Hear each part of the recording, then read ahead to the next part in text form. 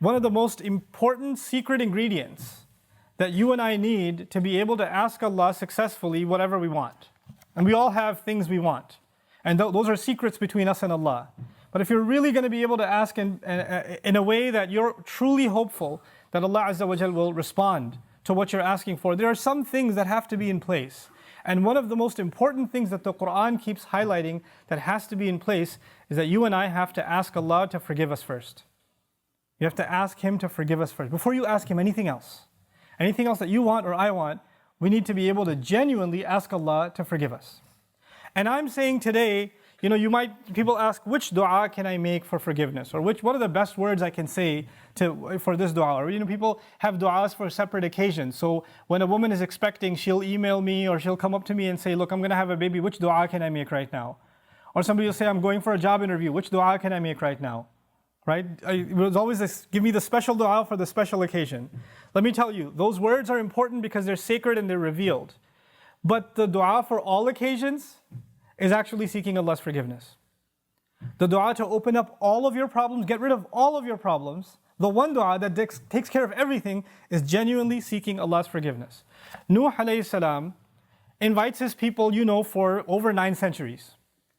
He's doing constant da'wah to them. And at the end of that career, he looks back and he summarizes the message that he was trying to give them. Of course, he didn't have one speech with them. He didn't talk to them once or twice. Laylan wa nahara, da'awtu qawmi laylan wa nahara. Night and day. He didn't even take nights off. He's constantly inviting them. And in a surah dedicated to his name, Surah Nuh, the surah of Nuh alayhi salam, he himself summarizes the entire message he was giving his people this whole time. What is it that I want from you? إِنِّي كُلَّمَا دَعَوْتُهُمْ لِتَغْفِرَ لَهُمْ. Every time I was inviting them, I was only inviting them, calling them to this faith, so you could forgive them, Ya Rab. So you could forgive them. And then literally he says, here's how I invited them. This is what I exactly said to them over and over and over again. قُلْت, I said, استغفروا ربكم. Seek forgiveness of your master. إِنَّهُ كَانَ غَفَّارًا. I'll come back to this part later. إِنَّهُ كَانَ غَفَّارًا. Certainly Allah is someone who keeps on forgiving and keeps on forgiving and keeps on forgiving. And He does it repeatedly. But what He says after that is so remarkable. He said, you people, and I need you to understand who He's talking to. He's talking to one of the worst nations in history. Nuh alayhi salam is described as one of the worst nations of all the nations. Places like Surah Al-Qamar, where Allah describes different nations, or even Surah Al-Dhariyat, Allah describes different nations of the past that rebelled against Allah, that rebelled against the prophets and were destroyed. When He gets to Nuh alayhi salam's nation, what does He say? وَقَوْمَ نُوحٍ مِّن قَبْلِ إِنَّهُمْ كَانُوا هُمْ أَظْلَمَ وَأَطْغَى. The nation of Nuh from much before, they certainly were more wrongdoing and more rebellious than everyone else. Like He has the worst condemnation of the people of Nuh. It makes sense. They had a messenger not for one generation like every other prophet. They had a prophet, 3 generations, 4 generations every century. Every 2 decades there's a new generation of kids that have grown up. And he's seen that century after century after century after century. He's seen 40, 50 generations of people. And they've all rejected Him. And He's making the same invitation to all of them. So the reason I brought this up is for a purpose. He's talking to very, very bad people. He's talking to the worst of the worst. What offer does He make to them? He says, "Istaghfiru rabbakum." Seek forgiveness of your master. إِنَّهُ كَانَ غَفَّارًا. He keeps on forgiving over and over and over again. You guys have been messing up over and over again. Allah keeps forgiving over and over again. But His offer doesn't stop there. He says, يُرْسِلِ السَّمَاءَ عَلَيْكُمْ مِدْرَارًا. Yursili. It's actually Jawab al-Amr here. What that means is, if you seek His forgiveness, then Allah will open up the sky for you and it'll start pouring on you. Now that could be a reference to rain. And ironically, it's not a reference that you will get flooded. They did get flooded, right? They did get flooded, but Allah is talking about a different kind of rain now. If you seek forgiveness, that same rain that destroyed them will be the rain that brings them life. They didn't pray for rain. They didn't ask for rain. And Allah just asked them to make dua to be forgiven. But if you asked dua to be forgiven, the sky will open up and start pouring. Now Allah did not say water will pour. Allah did not say water will pour. He said the sky will pour. Because the sky has a lot more than water. The sky has forgiveness that comes from the sky. The sky has peace, tranquility, faith, your provision, the solution to your problems. They come from the sky. He will open the floodgates, and everything held from the treasures of Allah that you haven't been getting because you haven't been seeking forgiveness is going to open up. Just ask for forgiveness. You're asking to solve problem A, problem B, problem C. There are problems you don't even know you have. Allah knows that you have them. If you and I just became genuine people of seeking forgiveness, then those problems would start getting solved by divine intervention. يُرْسِلِ السَّمَاءَ عَلَيْكُمْ مِدْرَارًا. And that's not even enough. You're asking forgiveness for who? Yourself. اسْتَغْفِرُوا رَبَّكُمْ is seek forgiveness for yourself. He says, وَيُمْدِدْكُمْ بِأَمْوَالٍ وَبَنِينَ, and He will extend you by giving you money and giving you children. He will further your good legacy with money and kids. It's not even money that will lead you away from Allah, because it's in the context of you seeking forgiveness. He'll give you good money that will lead to you doing more good and benefit you in this worldly sense and in the akhirah sense. And He'll give you good children that will give you goodness while they're alive. They will respect you, show you love, obey you, make you proud. They will give you happiness when they're alive. And even when you're gone, they'll continue to do good deeds that become a continuous investment for you after you're in your grave.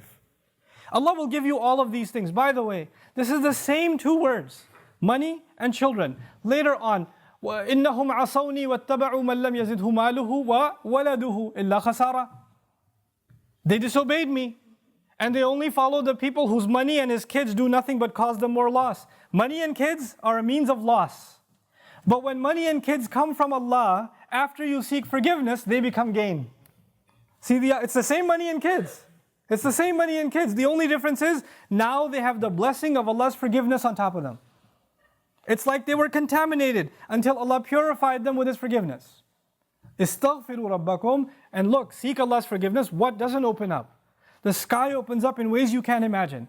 Guidance opens up for you. Understanding opens up to you. Your personal internal problems start going away. You know, anger, for example. Anger is a very hard thing to get rid of. Some people live a miserable life because they can't get rid of their anger. Something is eating inside of them and they're just not able to fight it. So much so that they recognize, I cannot get rid of my anger. And I bet Allah will not forgive me because I'm such an angry person. I'm not able to forgive. Sahaba were really angry at the occasion of Hudaybiyah. What did Allah say about the removal of anger? He said, أَنزَلَ السَّكِينَةَ فِي قُلُوبِ الْمُؤْمِنِينَ. He sent peace, calm, tranquility down from the sky into the hearts of the believers. Calmness doesn't come from you. It doesn't come from you and me. We can't calm ourselves down. Musa's mother was dying of nervousness, of fear when she was putting her baby in the water. And Allah says, لَوْلَا أَرَّبَطْنَا عَلَىٰ قَلْبِهَا. Had we not tied her heart and kept her strong. Allah made her heart strong. She's not capable of that herself. She's too scarred for that. She's too traumatized for that. Allah, there is such a thing as divine intervention that will help you heal. There are sins that you have, tendencies that you have. Some people are very tempted by fahsha. Some people are very tempted by their anger. They can't control their anger. Some people are overrun with greed, constantly thinking about money. They can't even help themselves. The solution to these problems comes from Allah. This is how the sky opens up. The sky opens up for things that are deep inside you, and it comes and it solves that problem inside you. It cleanses you, just like the water cleanses the earth. So يُمْدِدْكُمْ بِأَمْوَالٍ وَبَنِينَ. But that's not enough.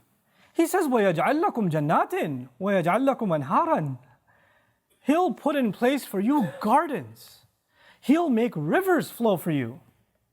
This is Allah's way of saying, what will I not give you if you just ask for forgiveness? You and I think when we ask for forgiveness, the only thing we're getting is forgiveness. Allah is telling us, when you ask for forgiveness, there's nothing I don't give you. It's almost like you can ask for other things, or you could just ask for forgiveness and everything's covered. Everything's included. What's left? Money, children, the sky's opened up for all of your problems, gardens, rivers, all of it's ready to go. And by the way, seeking forgiveness, we're learning now, you would think, normally a person would think, when they're asking Allah's forgiveness, then, it's going to help them in their akhirah. It's going to help them in their afterlife. These ayat are telling us, no, Allah is not only going to help you in your akhirah, He's going to help you where? In this dunya. Think about Hajj. The biggest motivation you and I have for going to Hajj and getting our Hajj accepted is that our past sins are forgiven. We get a fresh start. That's the reason you go. You literally go in the clothes you're supposed to be buried in. Even in Hajj itself, when we're going to make the march, ثُمَّ أَفِيضُوا مِنْ حَيْثُ أَفَاضَ النَّاسِ وَاسْتَغْفِرُوا اللَّهِ. Go where people go, follow the people, follow the crowd, and seek Allah's forgiveness. Pour in and seek Allah's forgiveness. The essence of Hajj is seeking forgiveness. That's the purpose of it. That's the fundamental goal of it.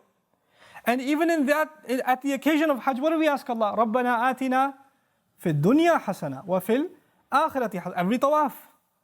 Same dua, the dua from Quran that describes what you should do at Hajj. وَمِنْهُمْ مَنْ يَقُولُ رَبَّنَا آتِنَا فِي الدُّنْيا وَفِي الْآخِرَةِ رَبَّنَا آتِنَا فِي الدُّنْيا حَسَنَةً وَفِي الْآخِرَةِ حَسَنَةً وَقِنَا عَذَابَ النَّارِ.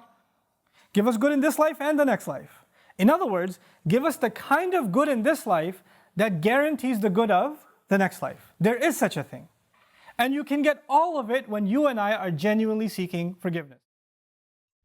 I hope you guys enjoyed that video clip. My team and I have been working tirelessly to try to create as many resources for Muslims to give them first steps in understanding the Quran all the way to the point where they can have a deep, profound understanding of the Quran. We are students of the Quran ourselves, and we want you to be students of the Quran alongside us. Join us for this journey on BayyinahTV.com, where thousands of hours of work have already been put in. And don't be intimidated, it's step by step by step, so you can make learning the Quran a part of your lifestyle. There's lots of stuff available on YouTube, but it's all over the place. If you want an organized approach to studying the Quran beginning to end for yourself, your kids, your family, and even among peers, that would be the way to go. Sign up for BayyinahTV.com.